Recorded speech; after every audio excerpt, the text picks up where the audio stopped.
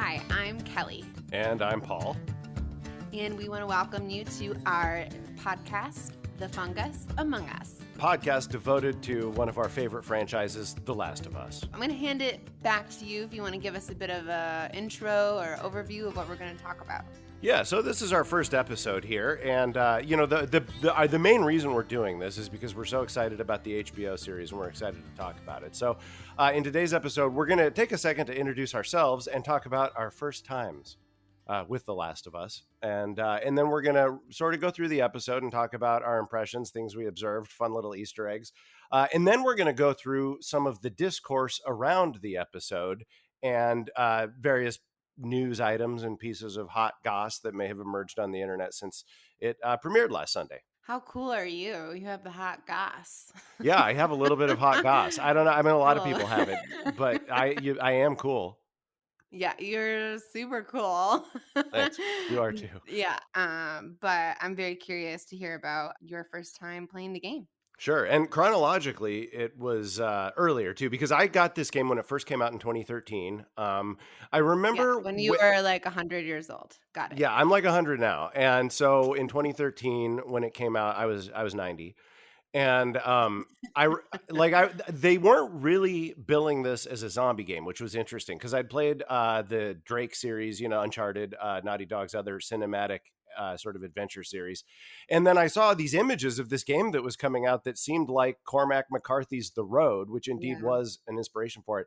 So I started playing the game and it blew my mind, just like it did everybody else's. I was part of that first wave of early adopters to play The Last of Us, and it like it did with everybody else. I mean, it opened up my mind to the kind of story that could be told in a video game, and I'm also a big movie guy, so I immediately named The Last of Us my favorite movie of 2013.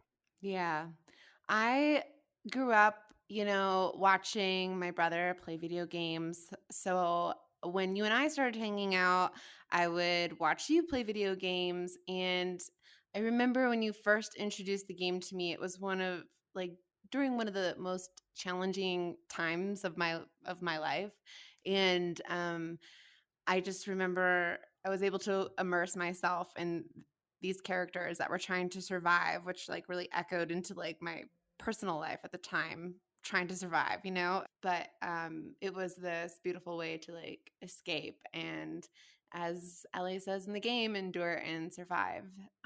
So I'm very excited about the adaptation into a show. And yeah. So like at the time, I knew that you were having a tough time, and I also knew that you would absolutely love this game. And I knew that you were really going to relate to the story because at the time you were super into Walking Dead, and it's a lot of the same things of like surviving in the face of terrible hardship and zombies, or fungus zombies in this case. So, but I also knew that if I tried, because at the time you were a little detached from gaming, you weren't really a gamer at the time. Not at the time, but since then, I have become a serious gamer. No, I know. I didn't. Yeah, no, for sure. I didn't mean to, call your gamer credentials into question or anything like that. You're Yeah, fully a Paul. gamer. Yeah. No, you're definitely a gamer. But yeah, no, I remember I knew that if I tried to pitch you on the idea of playing a video game, you were going to be skeptical. So instead of that, I think I just started it and put the controller in your hand, and I was like, you got to check out this intro. Because I knew that once you Yeah. got to the end of the intro, you'd be totally hooked. Oh, 100%. Yes. And I mean, like I said, I had been watching you play so many games, and it was just like a comfort thing at the time. But there was just something different about this game. And when you put that remote in my hand, I was like, all right, like I'm in for this ride. And I have been gaming ever since. Yeah. I mean, for me, I think the thing that is different about The Last of Us is that you can take the story seriously in a way that's impossible with, to this day, almost every other game. There's been a lot of games, like The Last of Us kind of created that expectation in the game industry that a game maybe should have a story that you could take seriously as sort Yeah. of a real story about characters that like an adult might relate to, you know? Yeah. And so now there's been a bunch since then, but that to me has always been the big thing that sets it apart, especially when it came out. I'm ready to talk about the show. Are Let's you? talk about the show. Hell yeah. The show, we open with 1968. and I was very excited to watch this show. I watched Chernobyl, so very excited to see what Craig Mazin was going to do with this.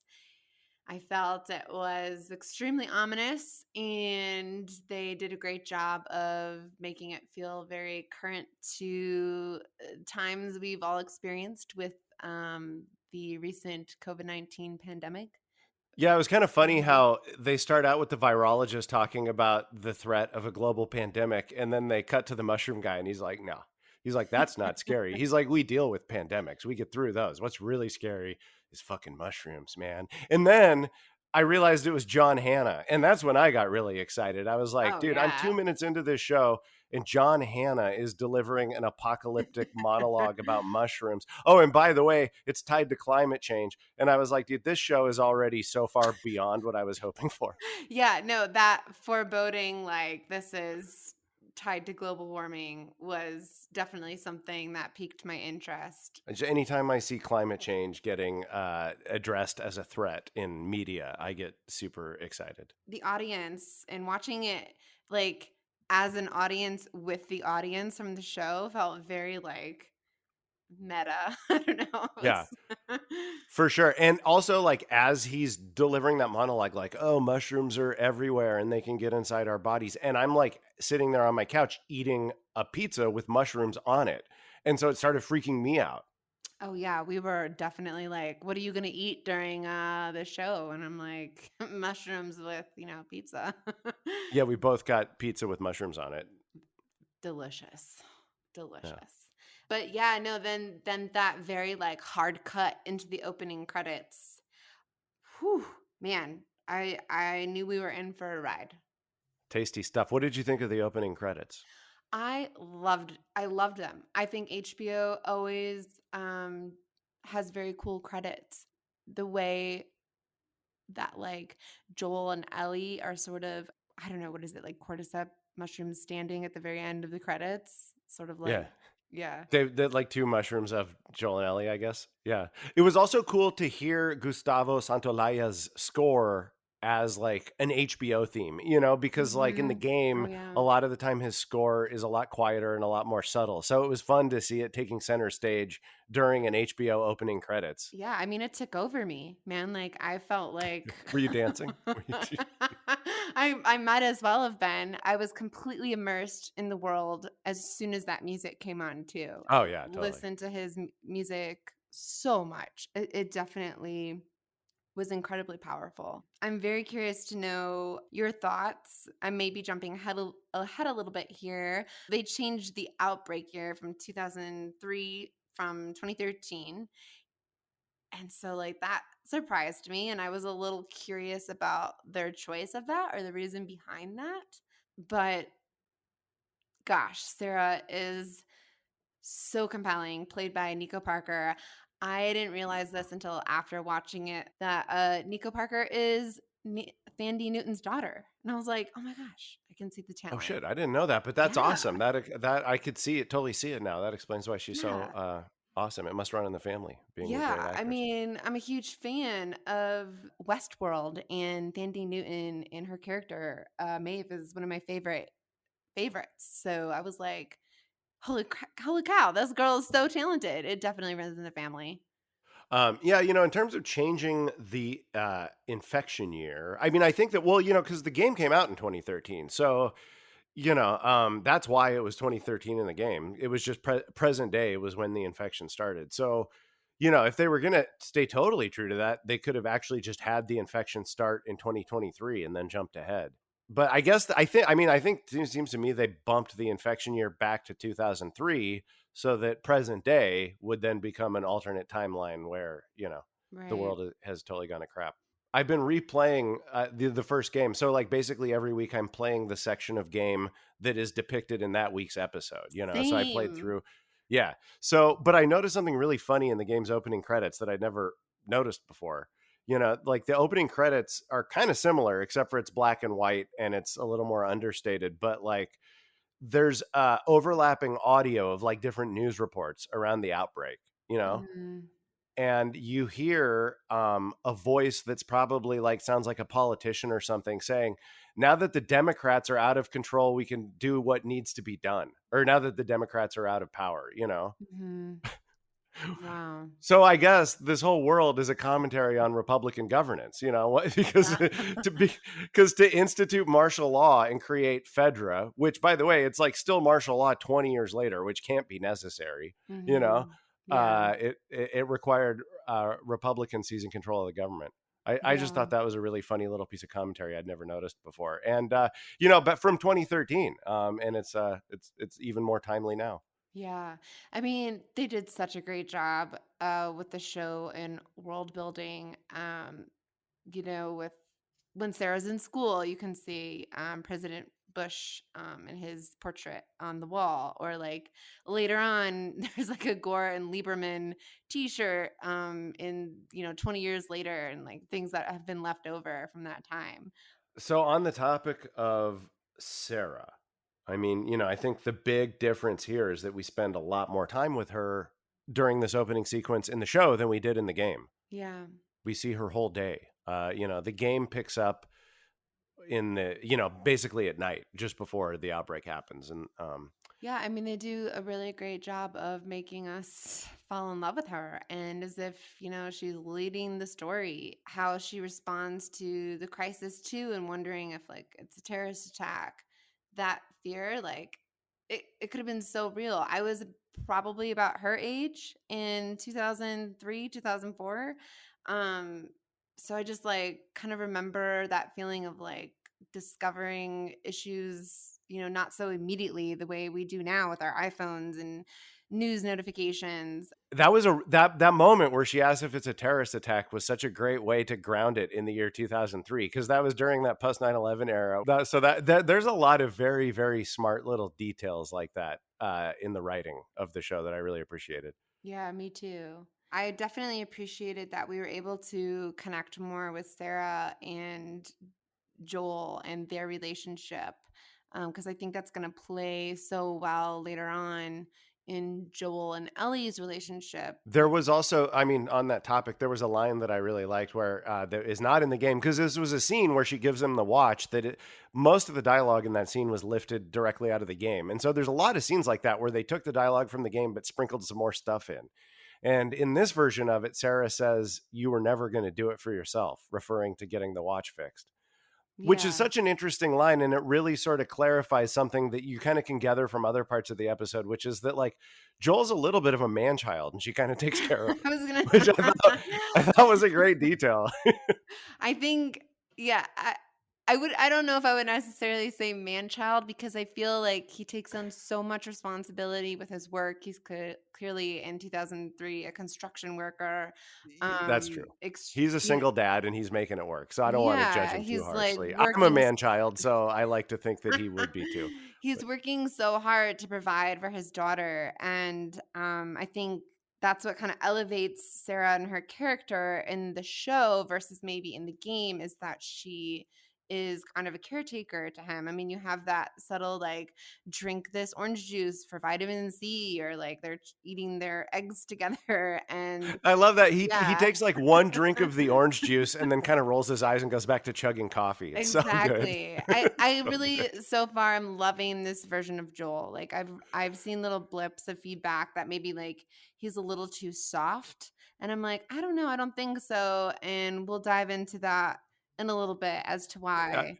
yeah, I mean, there's a lot of interesting stuff to talk about there, but boy, I'll tell you, he sure wasn't soft by the end of the episode. Oh That yeah, final no, moment was no. nothing soft about that. But yeah, no, I am too. And you know, it was funny going back and playing the beginning of the game. And I mean, I love Troy Baker's performance. He's been getting dogged on a little bit, but like, I still like his performance. But Wait, I will how's he getting say, dogged on? you know, people are now calling his performance wooden, and I don't know, you know, but also like he's a voice actor in a video game. It's a different kind of acting, and it's a different form of Yeah, expression, you know. totally But different. I love yeah, but Joel in the game. I love no, me Troy too. Baker's performance in the game, 100%.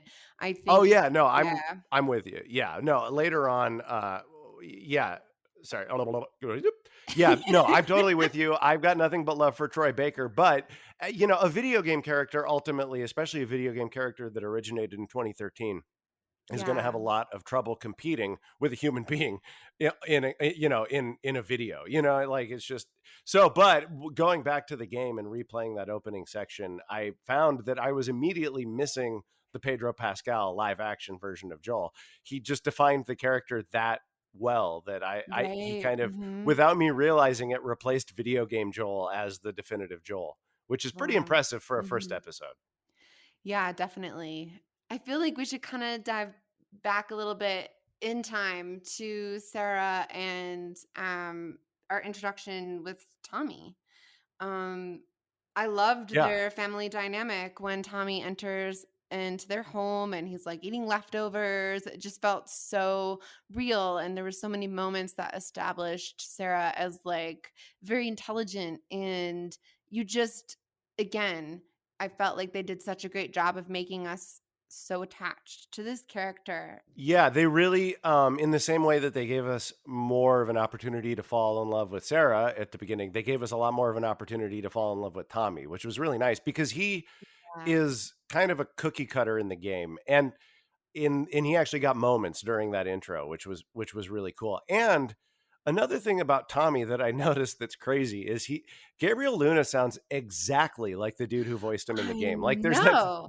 I admire that so much. Like as an actor, like that can't, he must have worked on that, on nailing that voice. And, Mhm. I've come to believe that for adapting video games into like live action stuff, the voice is almost more important than the look, because Oh, video game yeah. characters, you don't look at their faces a lot. You're always looking at the thing you're fighting, but you hear their voices constantly. Yeah.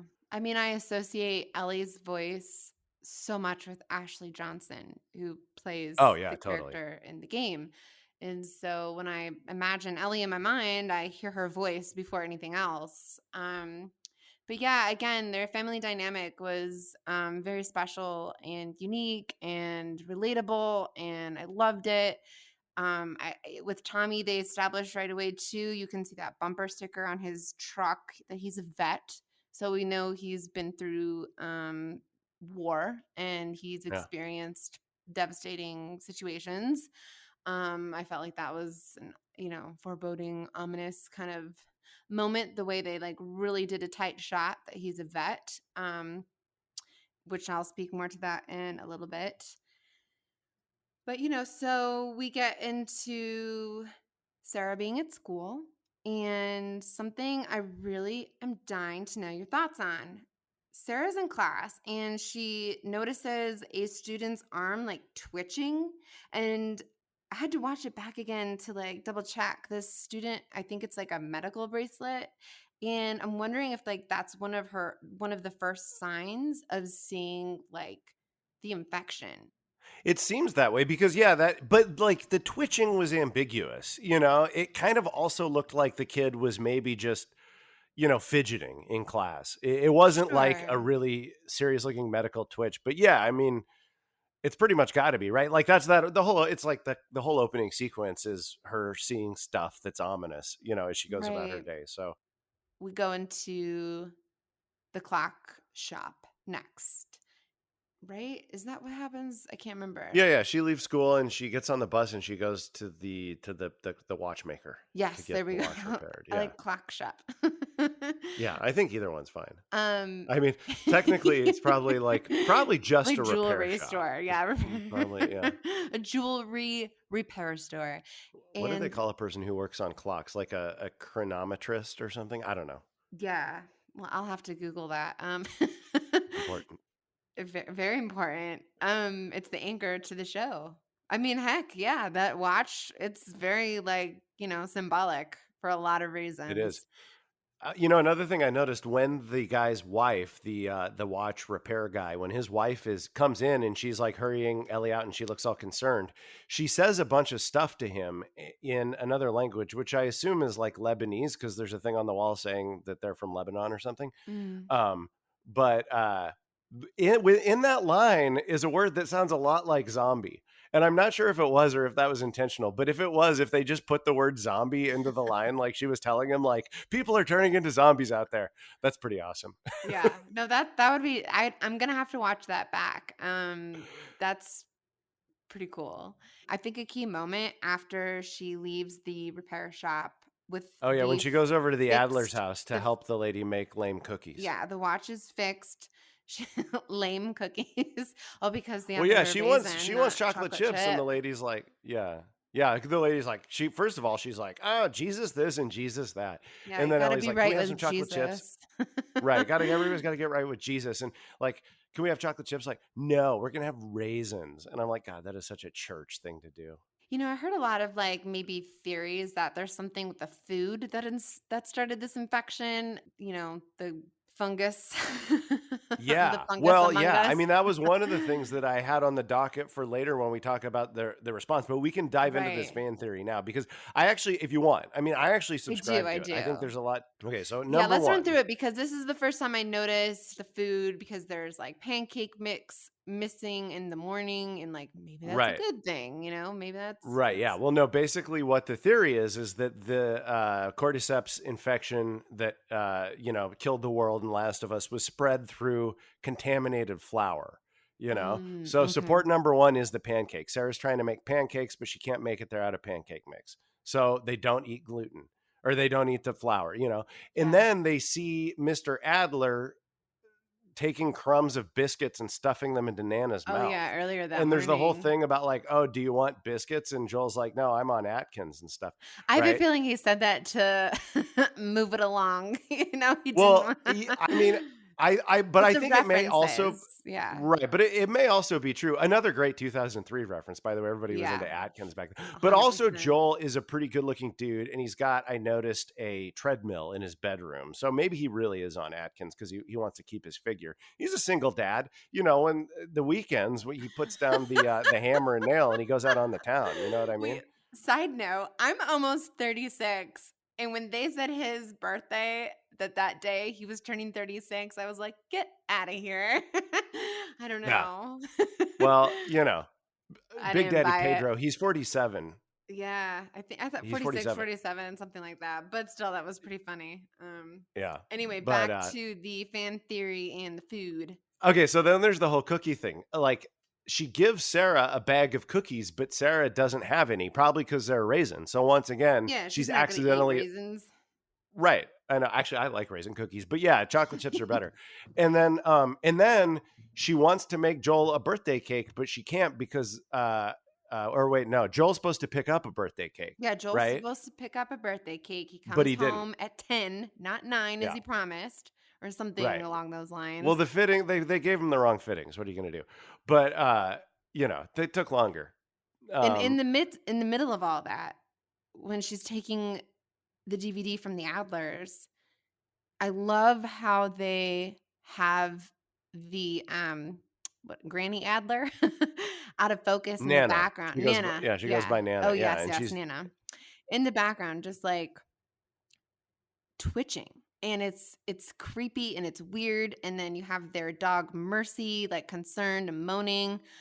Another like if it's not that kid twitching in class with that medical bracelet, the first sign you see of it in the game, I mean in the show, is Nana Adler twitching. I mean, And I it was think it's the kid creepy. too. I know, but it was so creepy. Right, I know, it was creepy, it was creepy. But okay, so no, but then here's the other important thing is that they have a whole conversation during breakfast about how the thing is starting in Jakarta, Indonesia, and that's Mhm. one of the biggest exporters of flour. Right. Okay. So I mean it seems to be drawing this, connect the dots thing where contaminated flour originated from Jakarta. It's now infecting people all over the city because it's gotten into the food supply. It explains why the cordyceps infection went worldwide almost immediately and Mhm. spread fast enough to kill off humanity. And also, I mean, just as like perhaps a foreshadowing thing, during his monologue at the beginning, John Hanna mentions ergot, which is what LSD is derived from. But Yeah. ergot grows on wheat. And, like for instance, a lot of people think perhaps the Salem witch trials were in part driven by people eating wheat that was infected by ergot and then tripping on it. So it's kind of the same infection vector that perhaps the show is doing. Yeah. Joel comes home with out a cake and back to They this gave him the wrong moment. fittings. Back to this like moment pulled right out of the game that I love was when Sarah gives Joel the watch. Joel's like, "How'd you pay for it?" And she's like, "Drugs. I sell hardcore drugs." She delivered that line so well. And I think it makes it all the more heartbreaking in a sense because Joel later on is selling hardcore drugs. Which, by the way, he himself takes later to get himself to sleep, to keep his demons at bay long enough for him to fall asleep. But what he gets in return for those is cigarettes, and then he Yeah. gives the cigarettes to the radio guy Mhm. who is helping him contact Tommy. His brother, right. Yeah, But I mean, the whole thing, like, I just thought it was like a really, like, I remember that moment in the game for whatever reason. And to see it like come to life in the show, I think Nico Parker playing Sarah did such a fabulous job.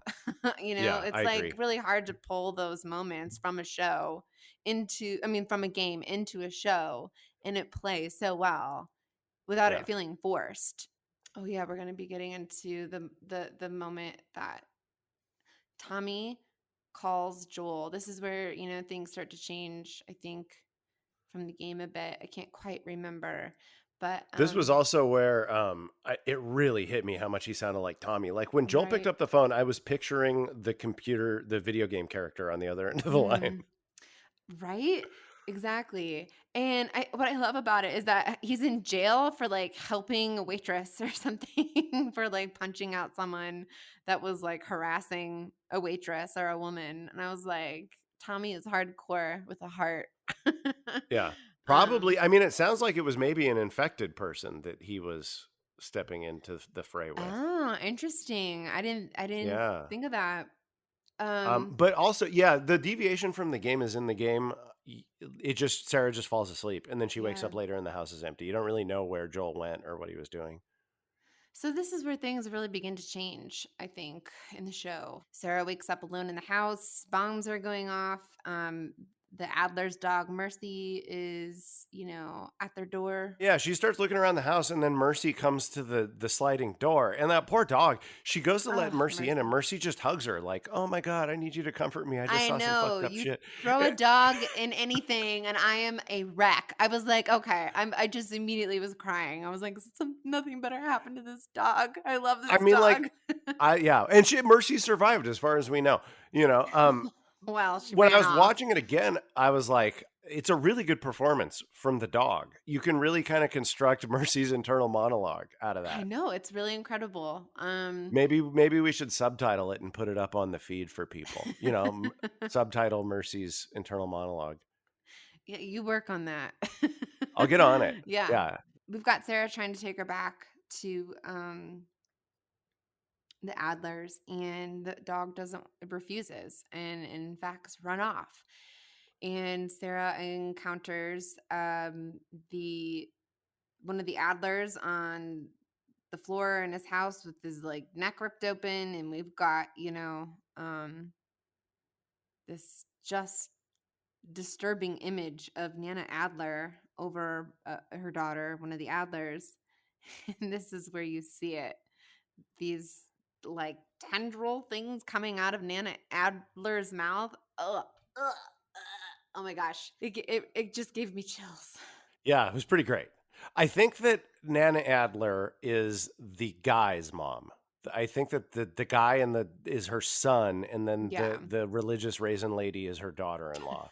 This is the theory I've developed. Religious raisin lady. Love it. Yeah, because check it out. Because first of all, the guy is feeding her biscuits, which are much tastier and which she's not really able to eat. But I that's not know. stopping him from breaking off crumbs and stuffing them into her mouth. Because as her son, he doesn't want to admit that his mom can't eat biscuits anymore.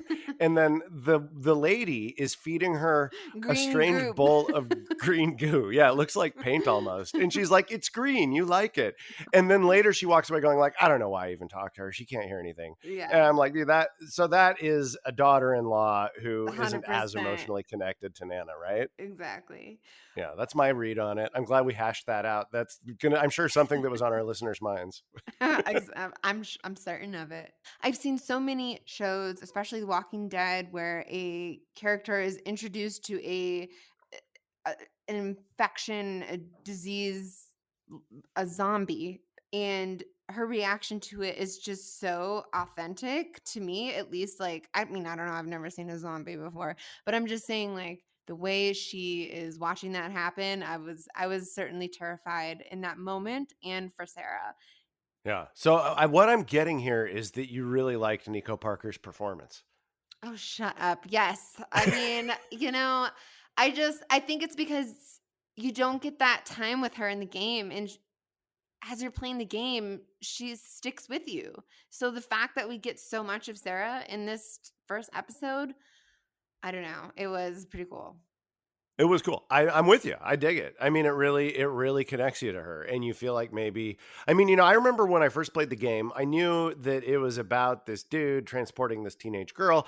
I didn't really know that it wasn't Sarah the first time I played the game. As I'm playing through it, I thought maybe this was like it was going to be a couple years later, and she was going to grow into the character I saw in the box or something. So, Mhm. and then in the show too. I mean, I think if you're going into this blind and you don't know where this intro is going, it'd be really easy to think that you were being introduced to a character that you were going to be with for the rest of the season or whatever. Yeah, I mean, well, so far she's the protagonist, so it makes sense. Um, That's true. And the game did a version of that. To be fair yeah, to the game, like putting you in control of Sarah for the beginning of the game connected you to her in it was like the video game version of what the show did, I felt right. like. Yeah. So we've got Sarah running away from Nana Adler in this just, oh my gosh, a series of chaos ensues here, and Joel is getting back with Tommy. Immediately, Joel is indicating something's wrong by screaming to Sarah, "Get in the car now." Um, there's a pause, and Nana Adler comes out all zombie like, twitching and crazy. Joel takes that wrench and kills her, and they all get in the car. I thought what was so awesome and just gave me like flashbacks to the game was that car ride. I mean, Yeah, that was an iconic moment from the game that translated so beautifully into the show. so beautifully. I almost felt like I was in control of what was going on in the moment, um, by watching the show and knowing the game. I Yeah, I was wanted to like push the thumbstick around to look out the different windows like I you can know, can in the right? game. Like, Me um, too. one thing also that I really loved about that moment in the show specifically is cutting around so that you can see Joel's face. Because in the game, you're just looking over Sarah's shoulder, so all you see is the back and side of Joel's head. And there's some really important character moments for Joel. Like where he decides not to leave the family, and where him and Tommy see that their friend's house burning and all that stuff. And so it's Mhm. just like you could just go so much deeper into Joel's reaction to those moments and Pedro Pascal's, awesome performance. And so I mean, it's just reminding me again how much more opportunity the camera has to tell the story. Yeah, also during that car ride too, Joel, kind of showing his cards and how ruthless he's going to be to protect those he's responsible for. They drive across a family, or next to a family that has a kid, and Tommy's like, they've got a kid, and Joel's like, so do we. Um, it just kind Yeah, of, keep going. yeah. Now in the Just game, in that moment in the game, Sarah says, we should have helped him. I don't think she says that in the show, does she? no. One thing I found interesting though was Sarah was so concerned that they were infected. And I, like, kinda wondered, I was like, "Is she? Was she?" Um, Yeah, it starts to beg the question. She was concerned yeah. about it because she'd been tooling around the city and seeing her infected classmate and stuff. One thing I found so cool that I could, if you're just, like, really listening into, sound and sound effects, when the car crashes in the game, they pull that similar sound from the game in the show when the car crashes as soon as the plane lands, or not lands, it crashes. It's like a like I can't quite recreate it here, but if Wait, try one more time though. Are you serious? Are you messing with me? No, that's what the listeners want. Yeah, no, try one more time. No, trust me. Everybody listening is like, yeah, I want to hear her try again. That was good. That was it. That was exactly, yeah. No, perfect. I'm glad that I had you do that. I'm gonna have to I'm gonna have to pull it from somewhere so people believe me. Excellent world building. You've got that right before the plane crashes. You have people running out of the theater, and it says on the what is it? The Marquis. Yeah, marquee. Sorry, Midnight Massacre. I'm like, this just could not get more artistically awesome. Everything, every detail. I didn't even notice that. That's great. Every detail was just so cool. But so Tommy and Joel and Sarah are separated, and Joel takes Sarah down by the river, but they come across these really, really creepy situations. These victims are just laying there, still awake, as like their necks are being sucked on. It was just creepy. It wasn't like they were being devoured into pieces. It was fucking eerie and weird. And then you've got that we'll call them zombies pop up, spot Joel and Sarah. It took me right back to the game, running from it, and oh gosh, I mean, I'm already getting emotional for what's coming next. Sarah bites the big one. The military shoot Joel and Sarah. It's almost feeling recreated, like shot for shot from the game to the show. It pretty much was. I actually Yeah, was paying close attention to that last night playing through it. It was basically a shot for shot like re enactment of the exact same scene, which is dope. very dope. Yeah, it was really difficult watching Sarah's death, just like in the game. And when we hit it, when it just like cut to 20 years later, both in the game and in the show, I remember when I was, because I was playing this part when you introduced it to me. I remember looking over at you and I screamed, "What?" Like I That's right. couldn't handle it. Do you remember that? I was like, "No I way. do. This Yeah. this didn't, we're not 20 years later. This person just died." Like what I had the same reaction to in the show, and I thought that was pretty cool. Yeah. I was like when it went to black after her death, I really wanted like the title card to come up, The Last of Us. But of course, Mhm. we'd already seen the opening titles at that point. But I yeah. mean, 20 years later, that is a lot of time. It is. It So, is. It's a lot of time to live with that grief. Joel's gone through a lot of changes. Yeah. And so So speaking of that transition, very interesting way to get us into the world of the future that they did in the show. Of course, in the game, it's just is Joel waking up as an older guy, but in this one, we follow that little boy into the city through the testing and to his eventual euthanization because he's infected. yeah, it gave I me thought that was some pretty. like, go ahead. No, you had.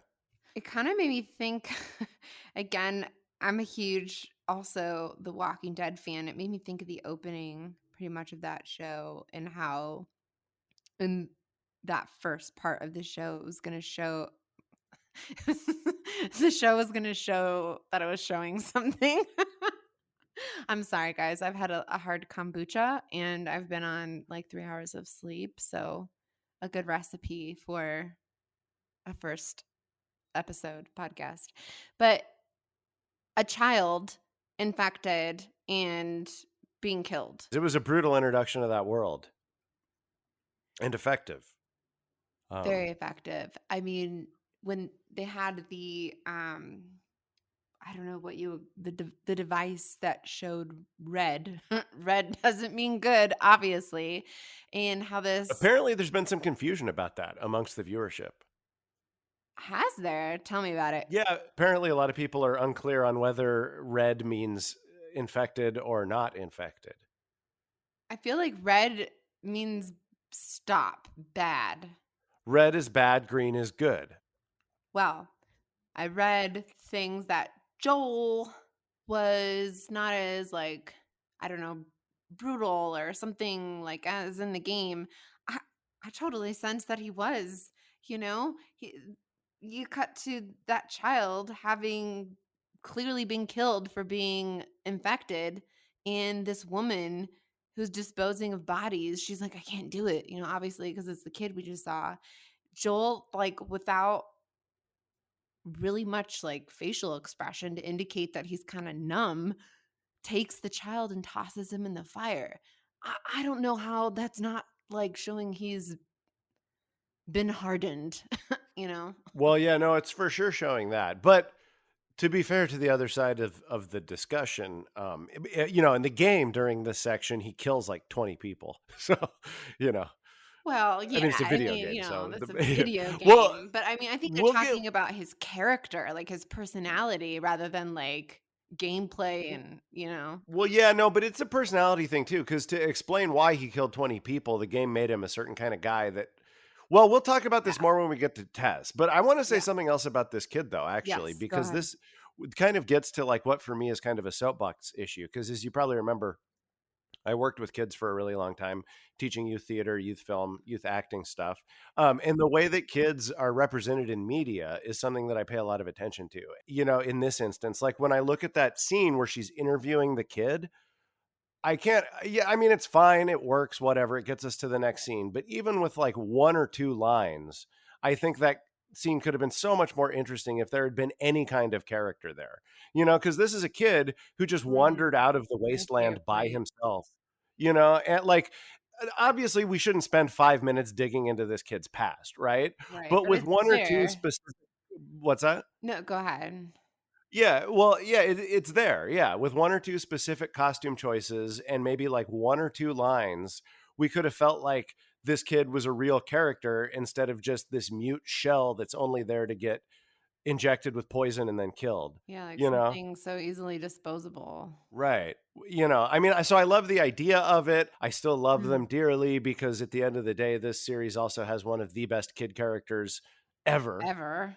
People don't think about the way that kids are represented in shows because it's just sort of accepted that like, oh, we're still it's not visible to us. People don't ask the question, why was that kid written as a blank slate and not an actual character? We're just so used to it. But I want Yeah. people to start paying attention to that because kids are people too, and they do get objectified. Yeah, which is, um it makes me think of your points when you talk about the objectification of like Ellie and her relationship with Joel. That's a whole nother conversation. Different kind of Even before the show. objectification too. I know, but still, it's objectification nonetheless of a Yeah, for child. sure. Yeah. Yeah. Different kind of object, but same principle. Yeah. Yeah. Um, but yeah, no, I could definitely feel like Joel was different. He was no longer the Joel that we were familiar with Sarah. So, you know, it makes me think earlier in the game too, he had his guitar when Sarah was walking through the house after the bombs were going off. You could see that guitar, and that I just like it made me think of everything to come. Yeah. Yeah, totally. I um, also noticed in his room, there's one of the posters on the wall is like from some kind of concert, and it has like a half of a guitar shape on it. So yeah, you yeah, totally get a feel for his there's musical tastes. there's elements of little spoilers in there about Yeah. the meaning of Joel and his guitar. Which I don't know if you'll allow me to mention this now, but I'm thinking about it since the times are different, and since we're in now 2023 in the show, the iconic song, Future Days. I, how are how are they gonna play that? I'm gonna be looking for how they go around that because Right. Because so in Last of Us Part 2, Joel playing the song Future Days by Pearl Jam is a big thing. yeah, And that song's on an album that actually came out in 2013, a few weeks after the outbreak. and that song Um, is like I listen to that song so much. yeah. So Well, it means it's very special to me. yeah, I've given this a lot of thought and I have an answer for you. Here's how they can still include Future Days. Eddie Vedder survived. He survived the zombie outbreak in 2003. And by 2023, he's a traveling like troubadour character, just Eddie and his guitar wandering around the fungus ridden United States playing his songs. And he still wrote the song Future Days. And Oh, that's how and just Joel actually learned it from Eddie Vedder. and Fedra just allows him to have little concerts here and there. No, no, no, because Fedra only controls inside its little walled zones. Like out in the Mm. countryside, it's every person for themselves. So Eddie's able to just wander around playing guitar, and anytime he meets raiders or, bandits or horrible people, I assume he either just beguiles them with music and gets through, or maybe he's become a badass too. Or maybe the whole band survived. Maybe all of Pearl Jam was going gluten free at the time of the outbreak, so they didn't eat any of the infected flour. And now they're just like five traveling badasses. And Stone Gossard and Eddie Vedder buried the hatchet, and they no longer have their rivalry going. And they're still playing. They're all still playing music. That's what I like to think, anyway. It's definitely what I'm gonna like to think now. They better include that song. That's all I'm saying. Yeah. Um, Ideally, yeah. I mean, ideally, Eddie Vedder's in season 2. That's what I'm hoping for. yeah. But anyway, So we're getting ahead of ourselves. Joel's living in under control in Fedra in Boston, selling drugs. Yeah. Well, okay. So should we get into the whole Joel and Tess and like differences and like different takes on the character I would topic love now? to Let's do that. because I felt like so much of it was like rushed or forced in the show. But I mean, what else were they going to do? They had to establish Tess as a character and how Joel and Tess and their m- goal to reach Tommy. That was all so different, and it was kind of confusing for me at times. I don't know. Yeah. And another thing I noticed at the end is like Joel, there's the whole thing where like Joel has his radio code and Ellie's asking him about it. And then at the end, the radio starts playing. And I didn't realize till the second time I watched it that it was two separate people he's trying to radio. Like he's trying to get Tommy on the radio, and it's been a couple weeks since he talked to him. And then also he has this other radio where Frank and Bill, who we haven't met and are so far just names that Ellie said once, are sending him songs to speak in code about their smuggling operation. It did get a little confusing. I'm not sure how much it matters. I'd be curious to talk to somebody who has no foreknowledge about how it all landed with them. Yeah, no, I I feel like I only was aware of that because I played the game. Otherwise, if was just introduced to the show and these characters and the story, it would mean nothing to me about whoever Frank was. Um, it I don't know. It kind of felt like you at this point in the show, you have had to play the game to realize what was going on here, but again, I don't know, Maybe. that's because I'm too involved. Yeah. Well, and there were changes here too, because like it's tricky because in the game, this section of the story is essentially all tutorial. Like, there's like Joel and Tess are going after this dude, Robert, because he screwed them over on a deal to get guns, because apparently Joel and Tess are arms dealers. So that's what's happening in the game. And here they're trying to get a van battery from Robert so they can go out looking for Tommy, which doesn't quite do the same thing to establish them as like seedy, rough and tumble criminal types like the game Yeah. does. I don't know how much it matters. But either way, like I think the game and the show both have a little bit of a plot slowdown in this section. The game, like you remember from the first, I remember the first time you played it, you started getting bored. And I was like, please, you just got to stay with it till Ellie shows up. Yeah, no, it's And then undoubtedly, like, the toughest part of the game to get through because, like you said, it's very much like a tutorial, and a lot And of it's all, setup. yeah. And the same thing happened to the story in the episode, kind of for different reasons. Although the thing that they did Yeah. do in a really cool way was meticulously like introduce all the important characters. You meet Marlene and you meet Tess and you meet Ellie. And so they're kind of moving all the pieces into position. So in that sense, it works. I don't know if all the intrigue about the car battery matters that much anyway, because it got us to the right place, right? Yeah, it introduced us to Tess, and how do you feel about Tess compared to the game in the I love show? it. I love it. I mean, I love Anna Torv. I always have, ever She's since I great. first saw her in Fringe. Yeah. I don't think she gets her due. I mean, as good as she is, like she's done a lot of really cool work, and I think people like her. But like, I don't know. Anyway, she continues to do really good work in a supporting role in this show. But yeah, I guess I like Tess. I guess that my question at this point is I'm not sure how different she is from the game anyway, because you're just seeing a different side of her at a different point in the story. I don't know how much they've actually changed her, you know?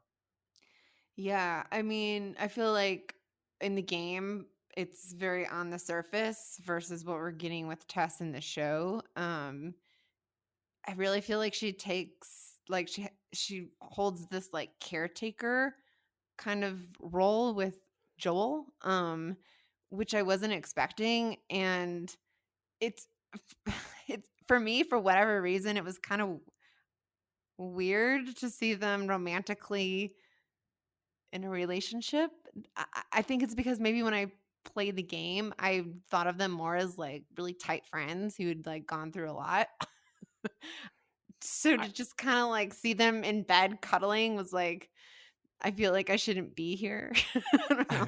That you was felt my you reaction. felt like a voyeur. A little I bit. it, wa- it was an interesting choice to explicitly show that they were some kind of couple. And in the game it's really ambiguous. They're partners in Very. this criminal enterprise, and you get the sense that Tess is the brains of the operation and Joel is the muscle. Yeah. And now in the show they're just being presented as this couple who are on a quest to reconnect with Tommy, and their criminal stuff is kind of secondary. But I did always feel from the game that they did have some kind of romantic involvement, whether it was like friends with benefits or an on again off again thing. Well, no, because there's a line in the game that comes at a moment later in the story where Tess says there has to be enough between us and whatever this is for Right. you to Mhm. do what I'm saying or something like that. Like she does make some kind of relationship based appeal that sort of ambiguously refers to a relationship that's like sort of in its complicated status. Yeah. But, my takeaway was that they had definitely had sex, and that's the main thing. That's the big question. Have they had sex? I think the answer in the game is yes. In the show, I clearly, mean, I yes. was thinking more of like a romantic relationship versus they've had sex. I mean, a lot of I don't know. I guess it just depends on if you associate having sex with being like in a romantic relationship. Yeah. And I do. Um I do. Yeah. feel like I'm gonna have to get to know Tessa a little more. She was like misleading Robert, like, Robert was very afraid of Joel, clearly. Yeah. And she was like, I won't tell him. I won't tell my man about you. I was like, okay, all right, here we go. And then when they're together, Tessa's like, yeah, it was Robert that did this. So she totally ratted Robert out, which shows like she really, she's she's hardcore, man. Um, Yeah. Well, and but so like no, go ahead.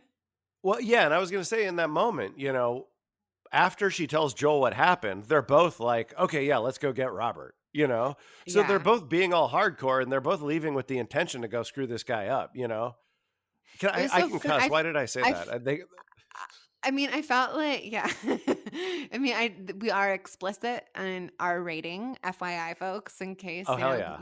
everything was feeling super rushed after that explosion. It was like Fedra like got a hold of Tess and Tess was like, I'm not a firefly. And somehow Tess is back with Joel and I was like, okay, I guess that got resolved. And that's fine. I'm accepting of it all. But it's funny how she was like almost controlling him, and I feel like the show is trying to give the impression that, like, Joel is a madman, like, he can just be set off and go crazy, and because she's like, take a breath," before Joel even got to say anything. I was like, "Tess, yo, I think you need to take a breath." Yeah, and that was kind of what I think, because in the game, Joel and Tess are just blasting fools, like right out of the gate. They're just like killing a bunch of dudes, and they're super hardcore, and they're acting like characters from a '90s crime drama, where they're like, Yeah. like emotionless and just like shooting guns at a guy who's lying on the ground and stuff, which I like. But I think in this they were trying to withhold Joel's capacity of violence for the end of the episode when they finally reveal it, and that's why they did Yeah, this that makes like sense.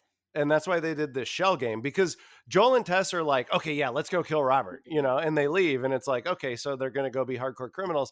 But then they get there and like Robert's already dead. And it's like, oh, okay, I guess there was an off I screen thought fight with Marlene and those guys or that something. was so weird too. Again, another thing that felt like rushed. But again, I don't mind it because my own one of my hangups, I guess I have with the first episode is that you don't really get much of Joel and Ellie together. And so much of the reason I feel like we as people who have played the game, who have a huge attachment to these characters is because of the dynamic and the relationship between Joel and Ellie. Well, yeah. I mean, Mm, it's true. I didn't mind it so much. The game was like that too. You don't get a lot of Joel and Ellie for a while. You have to play the game for like 2 or 3 hours before you yeah, really because of start that to see their relationship start damn growing. tutorial that takes Yeah, I don't know. I didn't. But I here's one mean, thing. Here's one thing I will say but this though. is a show versus the game, like, Yeah, but I guess the question is like, yeah, I mean,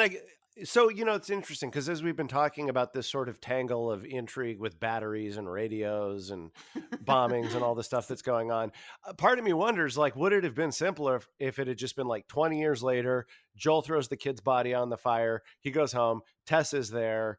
And then like the right after that, the next beat is like the opening of a detective story where Marlene just comes to them and is like, I got a job, and then they're leaving the city with yeah. Ellie really soon after that. I don't know if that would have been better or not. But here's what I will say though. The scene where Joel and Ellie meet is much cooler in the show than it is in the game. That thing where Ellie comes out of the side room and Oh, tries to stab him, 100%. and then he pulls the gun on her and stuff. Like that was a pretty iconic, awesome meeting. That her intro into the game is pretty underwhelming. And the way she meets Joel in the game is kind of a throwaway moment. So I thought they really like had an awesome moment together when they first met. Oh, yeah.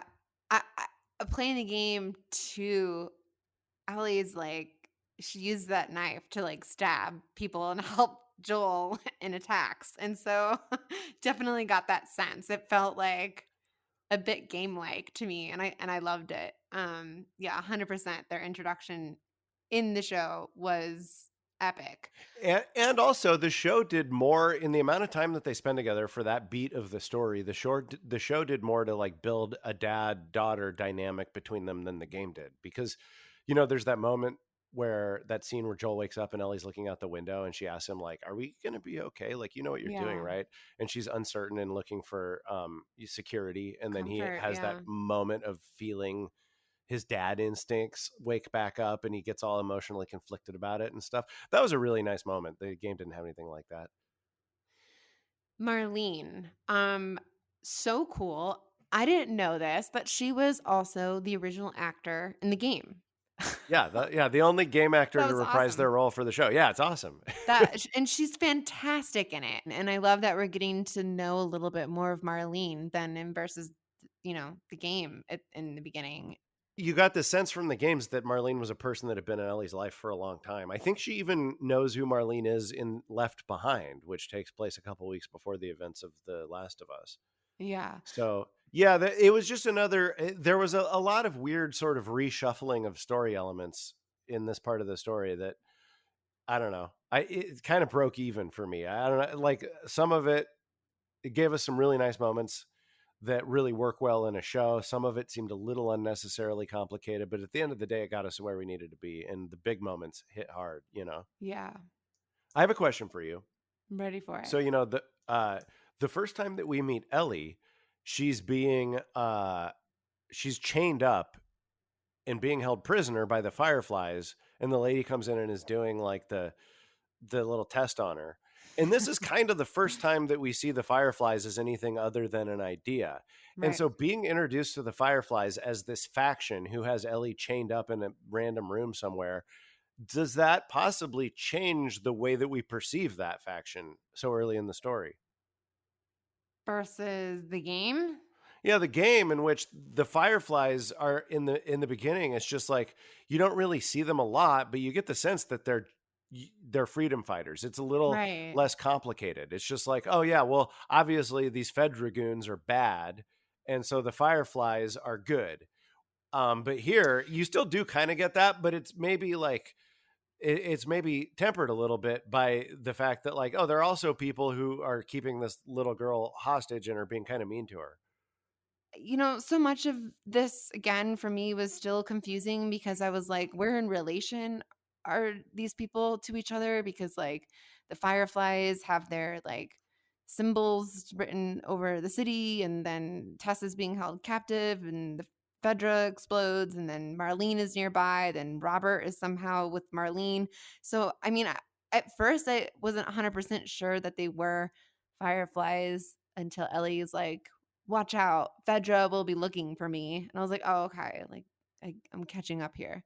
Um, I don't know. I didn't get the sense that they were a horrible group. That I just Mm, got the sense that they were another group. I guess what I'm saying is that they take you behind the curtain with the Fireflies and let you see a lot more of them early on in the show than they did in the game. And I I have a just lot wonder. to I mean, say I'm about always think. that, but What's it that? would mean I have a lot to say about that, but it would mean spoilers. So Right. Yeah, I'll have that's to the other thing, refrain. right? Yeah, we don't want to. We want to be friendly to people who don't know the story, but uh, I always try to put myself in the mindset of somebody who doesn't know the story and how would it be landing with them. And I guess what I'm wondering is like, what would their impression be of the Fireflies? One thing I'll say that I kind of miss, at least confused me at first when watching the show, was when Tess and Joel went underground and they were exposed to an infected that had, grown into the wall, that they didn't have their masks on, which indicates that, this is, not something you can breathe in. I really missed the spores. I thought the spores made this so unique in the sense that, like, for Ellie's immunity, that she could just breathe it in. And it has a lot of that means a lot of changes later on. Yeah, there's a lot of story moments that turn on Ellie's ability to her immunity to the spores. For those that don't know what we're talking about, in the game, the cordyceps infection is transmitted by these gigantic clouds of spores that kind of float around. And so there's parts where the characters have to put on gas masks to get through them. So I mean, I'm here to embrace it. It's an adaptation, but it is something that I already miss and know I'm going to miss. And I'm curious about their choices to why they cut that out, why they Well, they've changed that. talked about it in interviews. What have They, they said? yeah, what they said was, and I mean, Okay, so I don't. and I'm mad about why they cut it out. So what's been said in interviews, the reason they made the decision to remove the spores is because they felt that if characters were having to put on gas masks all the time to get through spores, it would not be friendly to TV because it would be not as cool to watch people in gas masks. To which I would say, so I don't know, don't have it happen that often. Like it's a cool thing, and Yeah, it's a super iconic aesthetic thing too, and it's just creepy as hell. The idea that you could like accidentally stumble into a cloud of these things and breathe them in at any time is super creepy, you very know. creepy. Yeah. And also most of the show is going to be Joel and Ellie palling around together, and they're easy to tell apart. If they put on Maybe, gas masks, you're not going to see Bella Ramsey from behind and be like, "Oh wait, is that Joel?" Like yeah. I don't understand. Maybe, It like, seems Pedro Pascal doesn't wanna, like, wear a mask anymore from his y- adventures no, in that's Star Wars. that's Is a good is point. He's like, you know what? I'm tired of wearing a mask all the time. I can't take the goddamn thing off on Mando, and I'm not putting on a gas mask. He's like, "Please, somebody see my beautiful face." Yeah. No, I'm in total agreement. Again, I mean, I know why they did it, but I guess I just don't like why they did it. Yeah. I don't And agree as with you it. point out, like Pedro Pascal in particular has demonstrated his ability to carry a show in a mask. So I don't know what they're worried about. Yeah. But as you said, it could have just been like a couple of scenes just because again, it's such a cool aspect of the infection, these spores. It is. And And it Ellie being able to breathe it in. So totally. And it's scientifically accurate. That's how yep. cordyceps spreads to insects is through spores that the insect will like step on, and then the Hmm. spores get on their foot and then start extending mycelia into their bodies. Gosh. I'm like, I started to Google what happens to ants and I like stepped out. I was like, why can't I look at that, but I can watch the show and play the game? I know. Well, look, if it was actually happening to people, and you wouldn't want to look at pictures of that either, if it was real. Yeah. Or I don't know, maybe you would. Maybe I would. Yeah, I don't know. Maybe I really Yeah, like ants and not people. yeah. I mean, I don't want fungus among me. Oh, the fungus among us. So, all right. We've got Joel and Tess. transporting Ellie. Marlene is not able to. She's injured, and Marlene wants to get Ellie to the Fireflies Hey, you west. know what? One, sorry, were you going to say something? No, no, no. Go ahead. Well, one thing we haven't really talked about is Bella Ramsey as Ellie. She's fantastic. She is Ellie, man. She's everything I could have imagined and more. But I guess one reason why I didn't jump right into it, or maybe didn't, is because I've ingested so much of like feedback and people's thoughts and ideas of what they thought Ellie was or who she should be, and I think that's the reason why my mind just didn't go there immediately. Well, there's also been, I mean, there's been a whirlwind of unjust hate about the decision since it was Yeah. announced too. My only concern about Bella Ramsey playing the part is that I wasn't sure if she was the right type, because I saw Game of Thrones and I was like, oh, okay, so she's like this amazing performance. She's like commanding these adults, but I'm like, okay, so she's like this imperious British, very proper type, you know? And then I saw Catherine call Birdie, which she's amazing in, and I was like, oh no, she's like a goofy, awkward type. And now finally watching this, I realize like, no, she's a chameleon actor. She's one of those super rare Yes. actors that transcends type. She can be anything because she just disappears into Ellie as easily as she has those other two roles, and they're all like super duper different, and like so like almost immediately. Just the way she inhabits the character from the second she was on screen, I was like, oh yeah, no, this is perfect. And that was my final thought about it. It's just She's just it's amazing. I think it's yeah, no, exactly. I think it's because I've seen her performance in other things that I initially wasn't like a concern I had. Um a year ago or something now when they shared the cast of The Last of Us. I I actually wasn't as familiar with Pedro Pascal, so I was more like, what's he going to be like as Joel? See, I and I knew him wasn't. from Mandalorian, so I was like, oh, he's going to be fine. I did see one criticism that I'll come to later, which is kind of funny, but What uh, is it? I'm curious.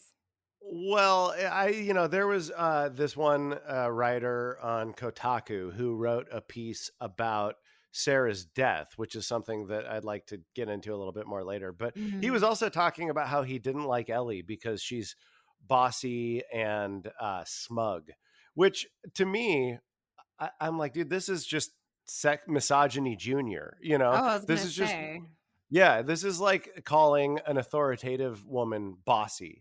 Ugh, It's just applied to a yuck. teenager. It's the same thing. I'm like, well, yeah, she's smug and she's I guess you get bratty, right? But like a male teenage protagonist in a show like this would 100% be mouthing off to people and being a smartass and flipping people off. So anyway, whatever. That guy's opinion on that topic was That whack. guy stinks. Well, I don't know if he stinks or not. He might be a perfectly cool dude, I don't know. If he's misogynistic, it's not cool in my book. Fair enough. Fair enough. It's a pretty small sample set to draw any kind of a judgment, That's but all the set I need, but sample I need. yeah, no. Well, look, you call Ellie a brat, and you're getting my hackles up. That's for sure. But I You say like you that don't like Ellie. right, yeah. I mean, I guess I think most 13, 14-year-olds are bratty regardless. Sure, in the sense that a lot of kids are brats, maybe. But that Exactly. was, he was specifically saying, like, I don't like Yeah. this character. And he was saying it in that voice. I could hear it. Even though it was an article that was written, he definitely had like a whiny nerd voice. Like, nah, she was too smug when she figured out his radio code. Nah. That's what that guy sounded like. So that hard kombucha like is coming down a little bit and you sound ridiculous. What? I know. That's because I was capturing the voice of that writer. Oh no, that's not how you really sound? Wow, I must be drunk. Shut Um up. no. So I mean, with Ellie and Bella Ramsey playing Ellie, I initially was just excited when the news came out. I was like, "Oh, okay, I can't wait." I mean, of course there's fan casting and that's a thing, but my initial reaction was I just can't wait to see what these people do with it. And that's kind of like where I stood throughout. Um Bella Ramsey is cool. Like, She was cool. I was highly skeptical. I mean, I only knew her from Game of Thrones. I thought she was English, I like so I really had no idea what to think when, other than that, I generally trust the judgment of this team based on every other decision they've made and everything else I've read about this. Wait, what do you mean But you I, thought she was English? well, because she plays a British character, she has a British accent in Game of Thrones. Wait, is she English? She's British, yeah. She's Well, from Britain. there you go. Yeah, she's great. I don't know. British people are better Um, at doing American dialects than Americans are at doing British dialects. we didn't cover the end since we did We should kinda probably do a talk about the last breakdown of the scene. show. Yeah, let's talk about the last scene. Yeah, where it ended. Which, by the way, I'd like to say that I wish I had said this to you before the episode aired. But my prediction was that that was exactly where they were going to end the pilot episode, was after they found out that Ellie was immune and ran off into the night. Yeah, that's I feel like that makes sense, that tracks. That moment when Joel kills that Fedra soldier was pretty intense, and to get that flashback to him holding Sarah, and it was like he wasn't gonna make this mistake again.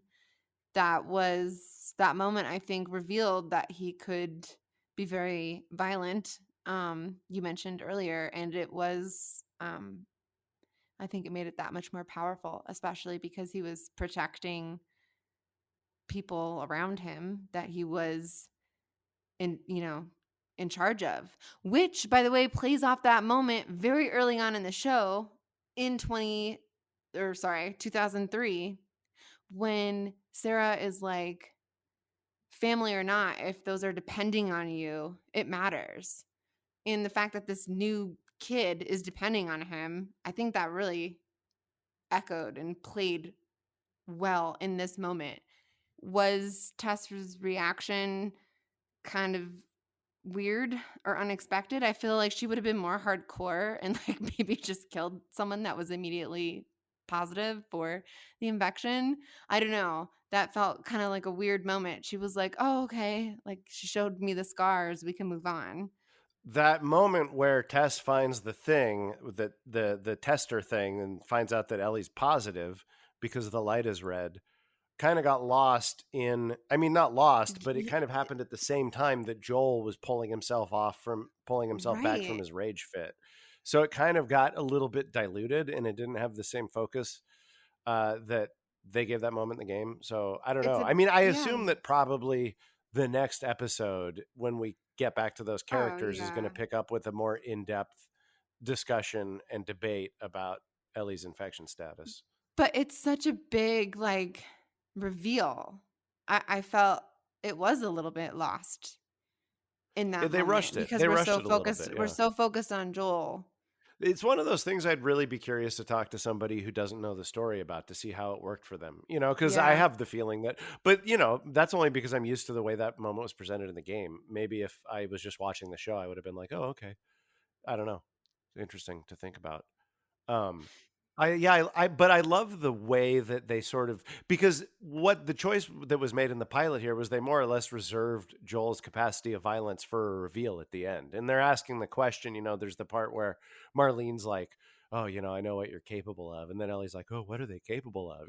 So it's sort of creating all this mystique around Joel going into beast mode, and then we see it at the end of the Yeah. episode.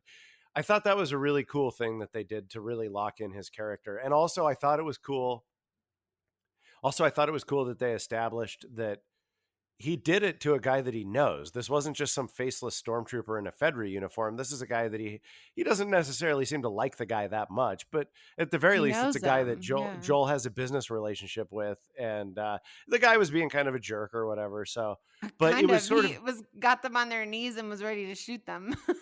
well, yeah, they were breaking the law and stuff. He was worried about his job and stuff. Yeah, I don't know. Not saying he was a great guy. I'm just saying, like, they created a really cool emotional texture for that Yeah. moment to really make you feel conflicted about what you saw Joel do. And I thought that was really cool. One thing you mentioned to me that I was curious to learn more about. I hadn't really heard of the term before, fridging. Can you tell me a bit about that? I thought that it would be interesting to walk us through some of the discussion around the episode, the way it's landing with the community. And so, fridging is when a character is killed purely for the purpose of advancing another character's narrative. And it originated in the world of comics because there's a Batman story arc, and I'm not a Batman guy, so forgive me, listener, if I screw up some detail of this, but essentially it's a really famous one that everybody loves. I forgot what it's called. But Joker was messing with Batman and he killed, I believe, Commissioner Gordon's daughter, Barbara Gordon, and put her in a refrigerator. And so the character was fridged because it advanced God. the story. Yeah. So people, you know, I mean, and so there's this discussion about it. And I guess I think maybe when they killed Barbara Gordon, and again, I'm sorry if I have the wrong character, that might not even be who they killed, but they killed a character that sort of had been around for a long time and had, you know, sort of her own development and was like a part of that world. And then people felt she was kind of unjustly killed off just for the purpose of this one story arc about the Joker. And so the, you know, that's the connotation with fridging, is that it's an unfair character death or gratuitous or overly cruel to the Yeah. audience. Mhm. And so, you know, I've been seeing a couple different articles, one of which actually uses the term fridging. That's the one from Kotaku, about Sarah, and criticizing the killing of Sarah as being sort of the same thing, as being an unnecessarily cruel narrative thing to do. I read one article Mhm. saying, you know, the game screwed it up, but the show got it right. And then I read another article saying, well, the show sort of did better, but it's still the same problem of the character being fridged. What are people saying about it? John Walker at Kotaku says, I found the narrative decision to be not just crass, but actively spiteful. We spend almost no time finding out who Sarah is, but for a couple of sassy one liners, and this is referring specifically to the game, but for a Mhm. couple of sassy one liners straight from the Joss Whedon School of Character establishment, only to have us watch her bleed to death in order to establish her father's emotional motivations. It felt lazily Mhm. manipulative, trying to earn all its emotional resonance with the most egregious case of fridging a character. And that quote refers to the game, not the show. I mean, I guess it I don't feel manipulated. I push back on the whole notion of fridging. I mean, well, okay, so first of all, I will say this. In 2013, spending any amount of time playing a teenage girl character who doesn't fight in a video game is a lot. Like the simple Hashtag choice to, progress. I mean, I well, guess. yeah, exactly. I mean, but you got to be mindful of the era. You know, the simple choice to Sure. put the player in control of Sarah did give her, I mean, that is how you make a video game player identify with a character. So yeah, 15 minutes is a short amount of time in a game that has a playtime of like 10 to 12 hours or whatever. But the choice to do it at all does have some significance, I think. I have a few more interesting facts, actually, just like one or two. One, the pilot got 4.7 million viewers when it debuted on Sunday night, which makes it the largest debut that HBO has had, second largest after House of the Dragon since Mhm. 2010. So great start for the show. We're excited Great about start. that. Yeah. Yeah. Another thing that has sort of emerged is that Bruce Straley was not credited on the show. He was the director of the first game and was really instrumental in the world building for Last of Us. Wow, I didn't know And so, that. I you know, agree. it's a weird nebulous space, I think, with converting a video game. Because if it had, you know, for instance, like in a TV show, if this was a TV show, you know, and it was being adapted from an earlier TV show, it would have been created by Bruce Straley and Neil Druckmann, probably. We'd like to give him a shout out on Fungus Among Us. Yeah, go Bruce. And second, and then this is the other thing I will say. Have you heard the rumors? People think that they might have identified the actress who has been cast as Abby. Oh my god, no, I haven't. And I don't Paul and I have very strong feelings about spoilers. Um Well, I mean, we could just say Abby's a season 2 character. She's a character from she Last of Us is. 2. Yeah, But I and that, I can't mean, we don't believe have to say more than that. I'm cool with spoilers usually. Oh my gosh. If we're ever going to get to the point where Abby is going to be in season 2, like we'll Okay, okay, okay. probably Who is it? Who is it? Who is it? know that, unless they're going to sneak her into season 1 in some way. You know, I mean, because Well, you never that's know the idea. because in We the didn't think Luke game, Skywalker was going to show up in Mandalorian either, you know. in yeah, we didn't think it. So in the game though, like it's not just The Last of Us and The Last of Us 2. There's Left Behind. There's kind of like there's a small game there in between stories. Right. Um Well, that technically the events of Left Behind are before The Last of Us. 2. Yes. Yeah. Yeah, and one. And one? Well, some events, Well, not all of them.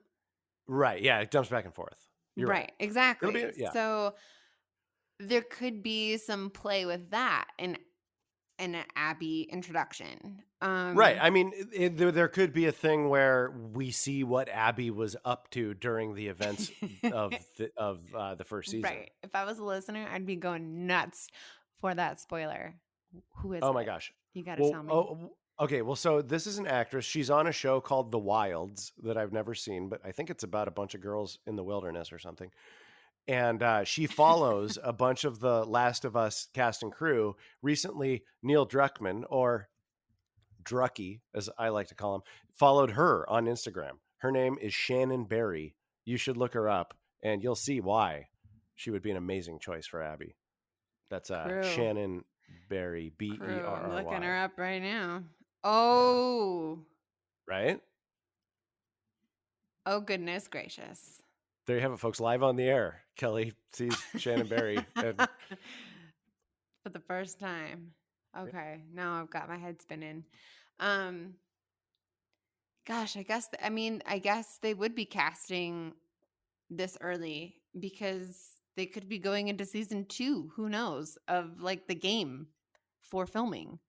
well, I mean, yeah, they've Um, got like Bella Ramsey is 19 playing 14. And so there's no reason she couldn't be like 19 playing 24 in yeah. a year from now. If Yep. this is successful, which it almost certainly will be, and they are going to do a season 2, which they almost certainly will, you know. Yeah. Wow. That was hardcore, Paul.